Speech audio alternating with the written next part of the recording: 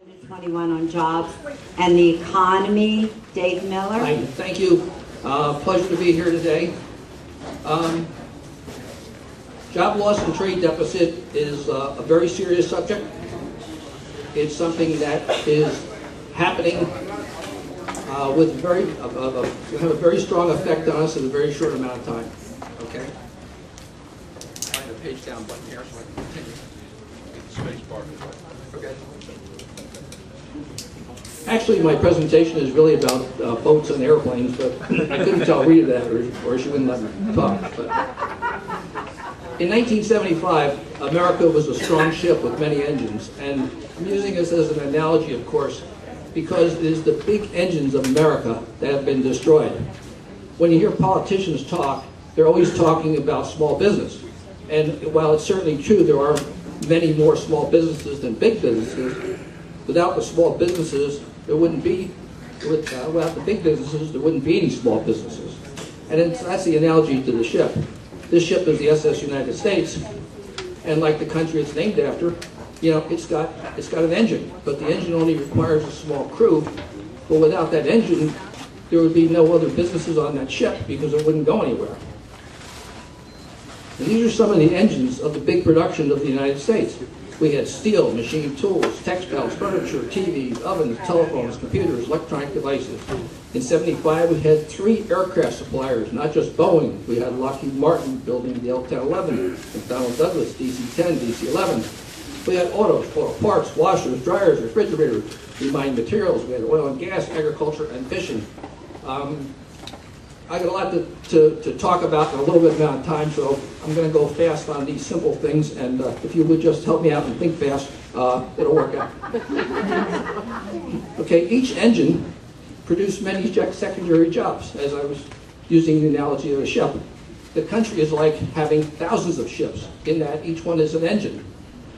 Now, I grew up in the Northeast, and in the Northeast, close to New York, towns just run into each other, and you don't really see a settlement with a business around it in a model like this. When I first started traveling for business, I would go across towns in upstate New York and in the Midwest, and I'd see a little town, and I'd kind of always wonder, you know, how it got started. And obviously they all started as agricultural centers, but what manufacturers found was that agricultural centers were great places to put manufacturing plants because you had good quality labor, good work ethic, and a reasonable price. So all these factories sprung up all over the United States. And these factories provided jobs to the people, but they provided the secondary jobs.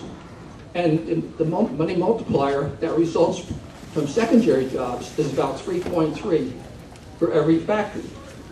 All right? And then these, of course, as I said, are spread all over the country. So there's just tens of thousands of these.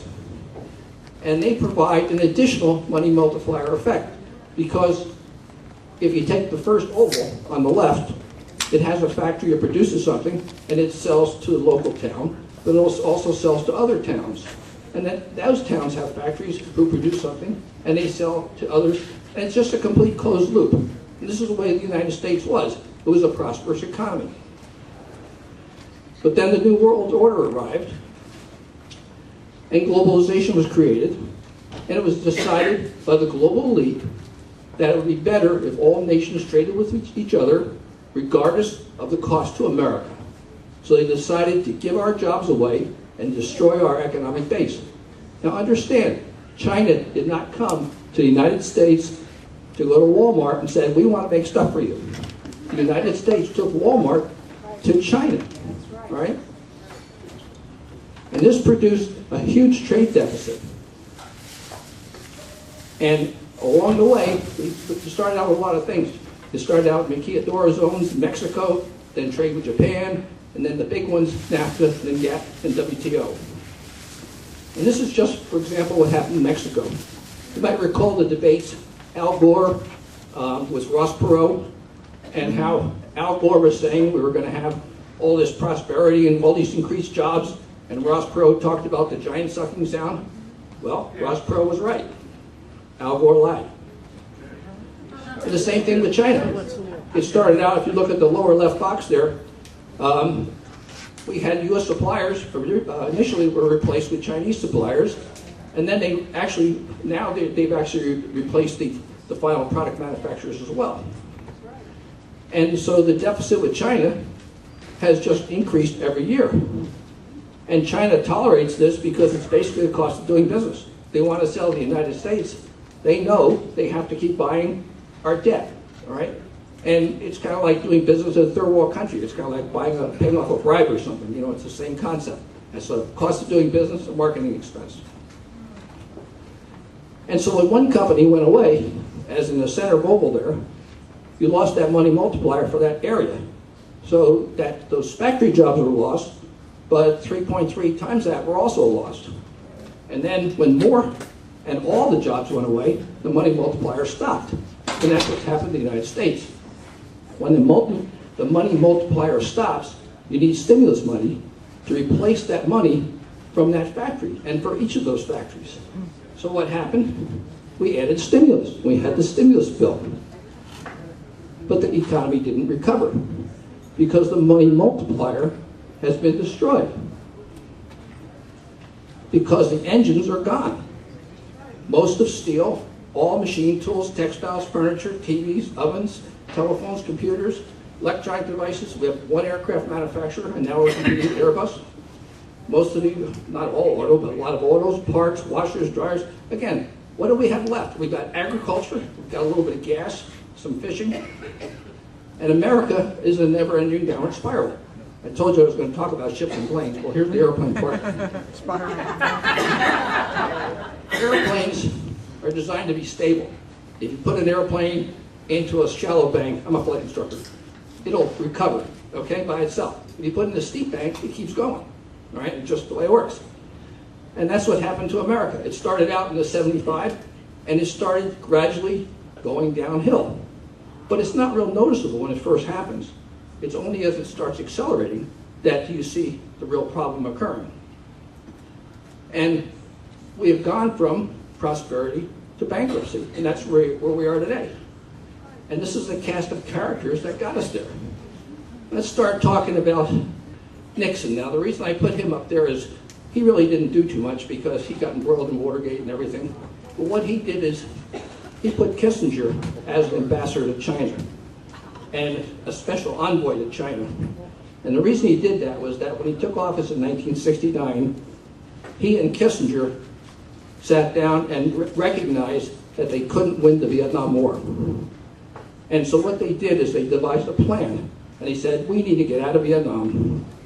So Nixon said to Kissinger, you got to go over there and you got to convince the Chinese and the Russians to stop supporting the North Vietnamese so the war kind of gets quiet so we can leave. But tell them just to be quiet for about a year or so, and then if they go back in, we won't say anything. Okay? Now, I'm not making this up because the tapes are now in the archives, okay? So this is actually factual information that's known now. That's what they did. And that's how Kissinger got involved in dealing with China. All right, and then we went from Kissinger went from Nixon, we went to Ford, and then Carter. And outwardly, neither one of those guys did much. Carter, of course, advanced his socialist policies, but didn't really do too much. And then we had Reagan, who got rid of a lot of Carter's policies. But Reagan, unfortunately, towards the end of his time, was developing Alzheimer's, and so he wasn't as active in being the president as we might have wanted him to be. But he had a president, George Bush, who started making policy. And George Bush and, of course, Henry Kissinger are both on record, and you can get YouTubes of them talking about the New World Order. They were both New World Order proponents. So under the Bush administration, we have these plans for New World Order being laid, and we had these trade agreements being drawn up.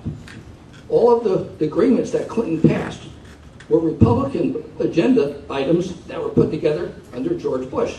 He couldn't get them passed, but Clinton did. They were passed just after he got in office.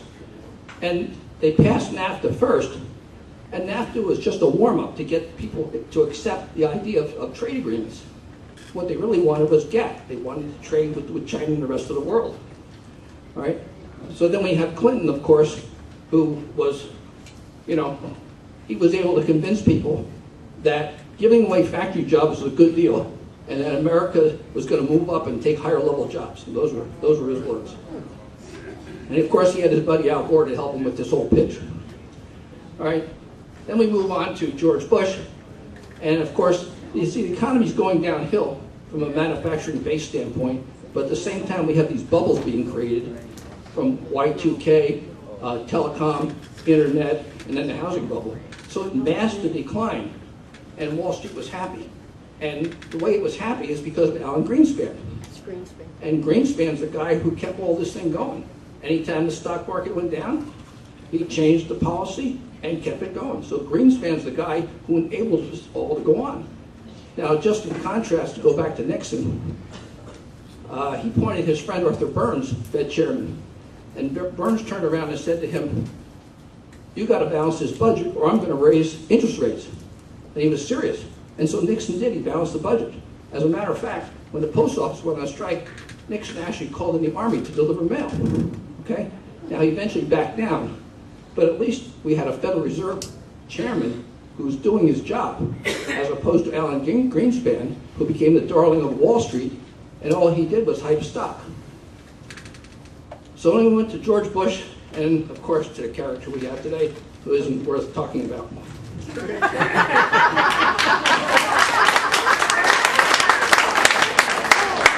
All this has resulted in a lot of spending with little income. You know, every time you fight a war and you don't pay for it, you end up with massive inflation afterwards. I mean, that's what happened for Vietnam. That's why the housing prices went up. That's why the interest rates went up to try to stop it.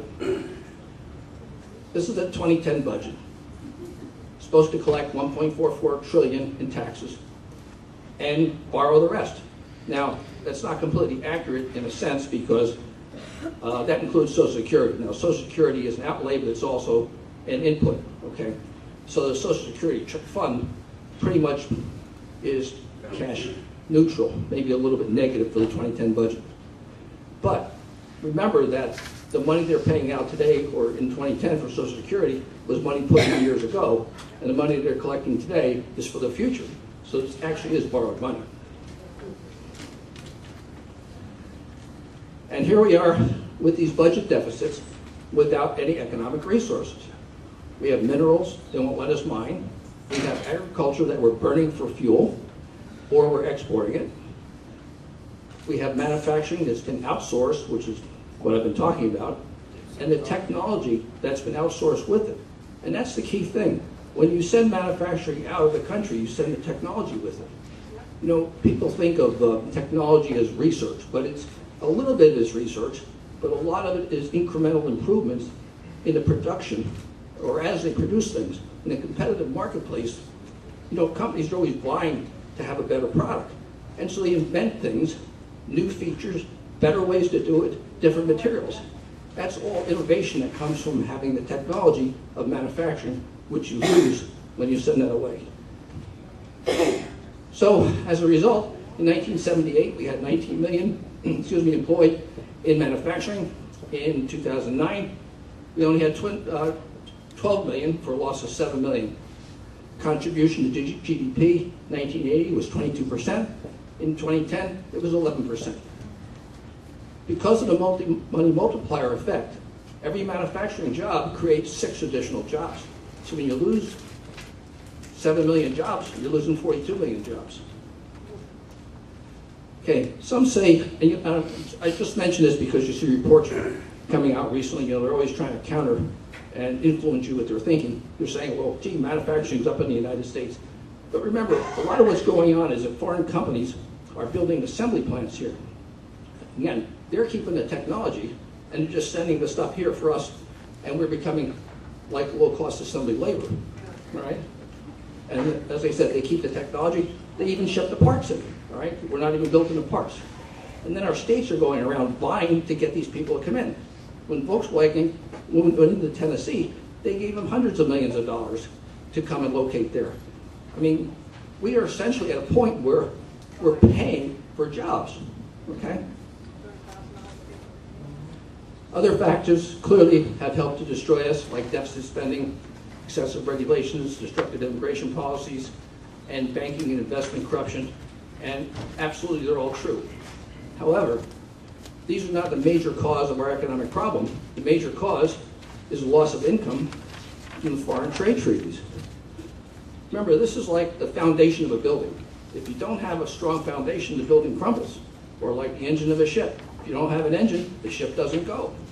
And that's the reason we're in such a bad situation right now. People will say, well, if you do something to try to change that, what are you going to do? Put on import duties or something like that? And they tell us we can't do that. Again, just going back and looking at the results of their policies, if you start on the left, that goes from 1960 to 2011. The outsourcing really started with the maquiladoras sections of Mexico, which are the borders, where they allowed U.S. manufacturers to operate, and they, using Mexican labor, Mexican laws, in terms of environment and whatever, but they could count them as being made in America. And that didn't do much of a dent because we were such a big ship with so many engines that we really didn't feel it too much. Obviously, some small towns around the country felt it because they lost their factories. But the country as a whole didn't feel it. And then the Japanese came in with all their cars and all their consumer products, and we started feeling that. But that's when the bubble started. That's when the housing started recovering, and that's when we had the Y2K, the internet, and the telecom. Telecom was one of the first ones. They broke up a telephone company. It created all these additional jobs because all these companies say, oh, we're going to go build telephones. So maybe 20 companies formed, which ultimately compacted down because you couldn't have that many people building phones. And it all went out of the country anyway. But NAFTA, GATT, and WTO were really the big ones. But as I said, the job losses really weren't recognized on Wall Street because Wall Street was just in bubbles. Oops. Good job. And actually, the stock market was decoupled from the economy because what was going on Wall Street was bearing no resemblance to what was going on Main Street because industries were being destroyed, but they were making money from investments. And part of the investments were junk bonds, which they used to buy up the remaining companies. So if they saw a company that, maybe the competitors went offshore and they didn't, they'd go issue some junk bonds. Michael Milken, known for the king of that, go issue some junk bonds, buy up this company, tell the CEO, to carve it up and get rid of it, which of course he wouldn't do. So they'd fire him and hire somebody for 10 times as much money to destroy the company. And that's what happened in America. But still, our country is planning more trade agreements. Right now, pending is the Korea, Colombia, and Panama trade agreement. 44 United States senators, Republican United States senators, just sent Obama a message saying, please pass get this put on for passage, okay? And, Panama and Colombia are not a big impact in the United States. It's just not that much money. But Korea is a big deal. I mean, Korea sells us Kia cars, they sell Hyundais, and we have an 8% tariff. And our negotiators negotiated a treaty to take the 8% down to 4%. And the tariffs we have are only 2.5%. It's just total imbalance, These are not good trade agreements. However, it is expected to increase agricultural exports, they're saying. So you kind of wonder who has their hand in this. So today, America is a sinking ship without an engine. And if we don't fix this real soon, we're going to be in serious trouble. If you read any of the financial digests or anything people are saying about what's going on in the world with currency devaluations and stuff, if our currency is devalued, we're going to be in serious trouble because the price of oil goes through the roof. And it'll totally destroy our way of living. If you have to pay $6 a gallon for gasoline, we're in serious trouble. Okay, so recovery. When an economy has been destroyed, you really need a rebuilding plan. You can't just recover, which is why it happened. And right now, there are politicians or candidates for office are talking about two things. Basically, they're saying, raise the tax on the wealthy, who there's not enough of to make a difference, or they're saying decrease spending, of which there's not enough to make a difference. If you eliminated all Health and Human Services, HUD, EPA, Education, Labor, Transportation, Agriculture, it only saves 8.5%. And it's not that I like these organizations or necessarily think we should keep them, but it's just not enough money. Get rid of them anyway. Some say if you reduce taxes, jobs will come back. All the politicians, certainly the Republican Party, are saying that. You just got to reduce taxes. But the thing about manufacturing, you got to understand, it's very capital intensive and has a very low margin. Manufacturing profit margins have been 5% forever. You know, they just don't make a lot of money in manufacturing. You provide a lot of jobs and a lot of growth for the country, but there isn't a lot of profit there, okay? And as an example, Intel just announced plans to build a $2.5 billion fab. That's a semiconductor wafer facility in China, saying it would cost $1 billion less than if they built it in the United States. I mean, I could show you pages and pages of companies that have left or are leaving the United States to set up operations in China. You know, and bottom line is we can't balance the budget by just massive tax cuts or increase, and that only bringing back private sector middle class jobs will create enough income. In other words, you know, the middle class is who pays most of the taxes, and unless you increase that, you're never going to get to the balanced budget we need. So somehow we've got to eliminate these unfair trade agreements or offset them, okay? Because that's the only way we're going to do this. And we really can't compete with China and get orders. And let me show you. If a product costs $100 to manufacture in China, excuse me, in the United States, that same product costs $15 to manufacture in China. That's just the way it is today. So what if we did, like all the candidates are telling us, let's, you know, there's too much burden on U.S. manufacturers. So what if we reduced all that burden? What if we reduced corporate income taxes to zero? What if we eliminated all government regulations, all health care costs, gave the U.S. workers a 25% productivity increase, reduced bank loans to 2%, increased the value of the Chinese currency by 40%, and also not shown here in the calculations are a 20% increase in Chinese labor wages and 20% in environmental costs. What would that do to the cost differential? And this is what happens. The $100 product in the United States now costs $69, and the $15 product from China costs $21, okay? It's just so great that doing what all these people are advocating isn't going to work. It's not going to bring the jobs back. And the result is no orders for American companies. You know, people are always talking about jobs, but when companies lay off, it's because they don't have any sales or orders. You know, orders create jobs. Jobs don't create orders. Right. So what we need is we really need a plan, like the Marshall Plan for Europe after World War II. We need a plan to bring the country back. And we need a 5-10-year plan to gradually, because you can't do anything abrupt, upset all the markets, gradually bring back industry to the United States to make us 100% self-sufficient as a nation with balanced trade. And then we need to tell the world how they're going to do business with us. You know, our GDP is 5 times the nearest competitor, which is China, and our military is hundreds of times stronger than anybody else. So we have total control right now. If we do something now, we can do it. If we wait and keep going downhill while they go up, we won't be in the same position. So here's 2 options for recovery. Number 1, we could set tariffs proportional to trade deficit. Say, okay, you know, you want to be a trading partner. You notice they always use the word trading partner. You know, we have a deficit trade relationship with almost every nation we trade with.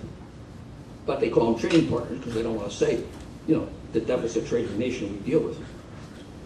And China, for example, you know, Walmart, Target, whatever, 80 to 90% of everything they sell is made in China.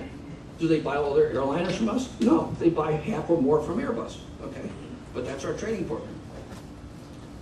So that's one way you could go. The downside with this is that it'd be hard to track, because if China knows that's what you're doing, when they make these things, they'll stamp them made in Bangladesh or made in wherever, and you know, how are you going to know where they really come from? And another one is an option that was successfully used and proven by Japan after World War II. After World War II, Japan has always been a closed economic society. You know, you can't sell directly into Japan. And Japan declared that manufacturing goods can only be imported to a manufacturer of the same type of goods. So if you want to sell a flashlight to Japan, you have to sell it to the Japanese flashlight manufacturer. And that's what happened after World War II.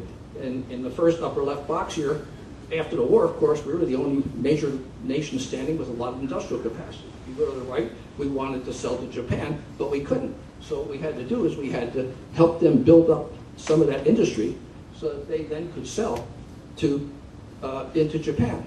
All right? And so that option two then is to require all imported goods to be sold only to American companies that have the same type of product. And how it would work is that you do a gradual thing. So today, for example, if we're importing 60% of our steel from China for automobiles, and 40% is U.S., we would say, okay, we would pick a period of time, whatever is doable, because you got to build up industry. You say in 2-3 years, whatever, we want to only import 55% from China, and we're going to make 45% of it here, and then we're going to go to 50-50 and to whatever level we need to be. But we tell people up front, so there's no shock to the economic system of the world. China knows what we're doing. They actually, the value of the dollar would probably go up because they realize we're going to counter our trade deficit. And industrial reduction of production will return to the United States because it has to, without any government money. Our nation is facing several serious challenges today. For most people, the most serious problem is the lack of jobs. Picture the town where you live as an economic community. How many of the products sold in your town are made in your town? Very likely, most all products come from manufacturers outside of your town. In your town, you likely have manufacturers and retailers, plus small shops like restaurants, car repair centers, etc. The manufacturers send products out to customers all over the country. These customers then send money in to that manufacturer to pay them for the products they received. The employees of that manufacturer then spend their paychecks at various stores in your town, which pays the salary of the clerks working in these stores. Eventually, the retailers send the money out of town to buy more things to sell. In the old days, when most everything sold in America was made in America, the stores' restocking orders were placed with manufacturers located all over the U.S. So we can picture several of these economic communities where the retailers in each community were sending their restocking orders and payments to the manufacturers in other U.S. communities. In the middle, we had the government taking income tax from each of the workers in all of these communities and their employers. We essentially had an economy in perpetual motion, an economy that had no need for government stimulus money. We had a strong and healthy economy that is called a domestically based manufacturing economy. Now, let's look at today's free trade-based economy. We have millions of manufacturing jobs lost to China. With many manufacturers no longer bringing money into the community, we now find that the government needs to be adding stimulus money just to keep the economy going. In other words, we now have a government-funded economy. On the right side of this diagram, we see that the retailers are now placing the restocking orders with manufacturers in China. As a result, their payments are now being sent to China. We essentially have a giant drain hole where our nation's supply of money is disappearing. When we have trade deficits of hundreds of billions of dollars, as we do today, we must replace this lost money with an increase in the money supply of at least that amount by running that size budget deficit. The only way to eliminate this need for a budget deficit is to eliminate our trade deficit. Remember, our economy being a government-funded economy, when we reduce government spending, we will be causing a further slowdown of our economy and an increase in lost jobs. Do we really want to go down this road? A much more positive choice would be to eliminate our trade deficit. If we do this first, we will be creating millions of more jobs, a booming economy, and a doubling of our government's tax revenues. You can get more information on these exciting new ideas from our website, MadeInAmericaProject.com. That's John Westberg. I've been working with him. He was started out as an engineer in the auto parts business. He built his own business of many plants and went through this whole process. So anyway, a couple more slides will be done here, but basically the message is we need to bring industrial production back to America because just providing jobs does not create orders. Orders create jobs. And this will restore America as a strong ship with many engines and let freedom reign.